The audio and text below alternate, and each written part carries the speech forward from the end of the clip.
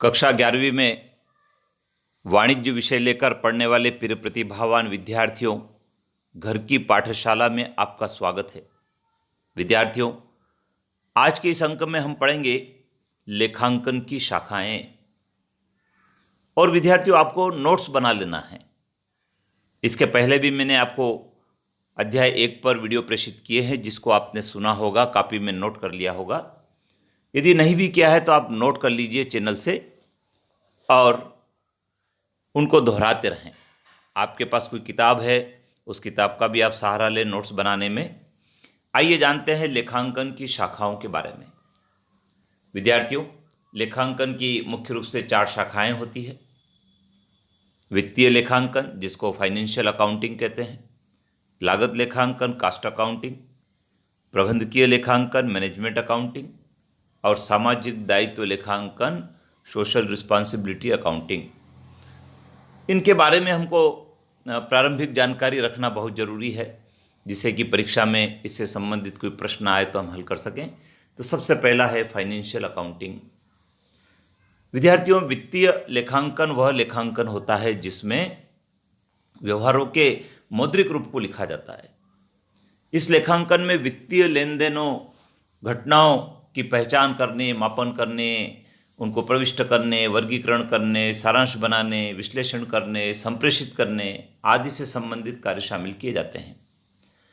इस लेखांकन में जो व्यवहारों का वर्गीकरण किया जाता है, उससे अंतिम खाते तैयार किए जाते हैं। और अंतिम खाते का आशय है व्यापार खाता, लाभ हानि खाता और आर्थिक स्थिति को ज्ञात करने के लिए चिट्ठा। जब ये तीनों बन जाते हैं तो हम कहते हैं कि हमारे अंतिम खाते तैयार हो चुके हैं। तो ये वित्तीय लेखांकन के अंतर्गत किया जाता है। फिर हम बात कर लेते हैं लागत लेखांकन। इस लेखांकन में वस्तु की प्रति इकाई लागत ज्ञात की जाती है और जो उत्पादन इकाइयां होती है वो इस लेखांकन का उपयोग करती है। लागत लेखांकन का उद्देश्य होता है लागत का निर्धारण करना, वस्तु का विक्रय मूल्य निर्धारित करना, तय करना और लागतों को नियंत्रित करना। फिर बात करते हैं प्रबंधकीय लेखांकन की। किसी व्यावसायिक उपक्रम की गतिविधियों का नियोजन करना, उनका संचालन करना, उनका नियंत्रण करना, उनके लिए आवश्यक निर्णय करना, इन सब के लिए उपयोगी सूचनाएं प्रबंधकीय लेखांकन से मिलती है। प्रबंधकीय लेखांकन ही किसी उपक्रम की गतिविधियों को सफल बनाने का आधार प्रदान करता है। इससे उपक्रम की नवीन तकनीकी लागू करने में सुविधा रहती है और प्रबंधकों को आवश्यक निर्णय करने में भी सुविधा रहती है। सामाजिक दायित्व लेखांकन।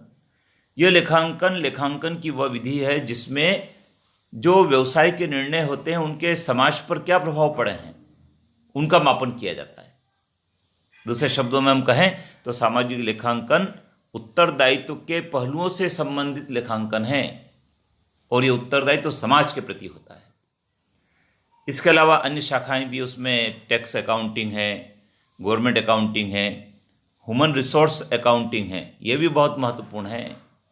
तो विद्यार्थियों, आपने आज लेखांकन की शाखाओं के बारे में सुना है।